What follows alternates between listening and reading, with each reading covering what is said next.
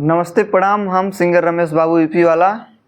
आज बहुत दिन बाद आप सबके बीच में हम आए हुए हैं और रितेश पांडे जी का एक गाना है, सैड सॉन्ग गाना है और मैं उस गाने पे रियाज़ किया हूँ। तो मैं सोचा कि कुछ अपने भाइयों को सुनाऊँ और सुने, कमेंट करके बताएं कि गाना कैसा है कैसा नहीं है। आप लोग सुन के कमेंट करके बताना। तो सैड सॉन्ग गाना है।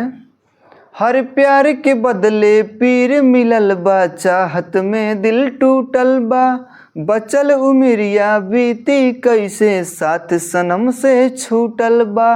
प्यार के बदले पीर मिलल बा, चाहत में दिल टूटल बा, बचल उमरिया बीती कैसे साथ सनम से छूटल बा। त केहू हमके बता दे है बतिया रे, केहू हमके बता दे है बतिया रे, कौना जगह लिखल किस्मतिया रे, कौना जगह लिखल किस्मतिया रे।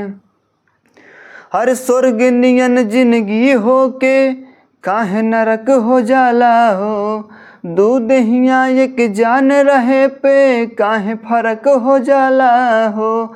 स्वर्ग नियन जिंदगी होके पे काहे नरक हो जाला हो, दूध हिया एक जान रहे पे काहे फर्क हो जाला हो।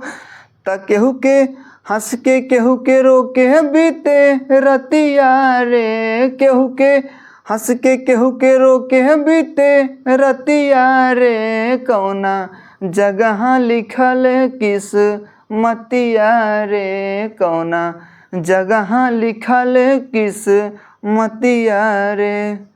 नमस्कार।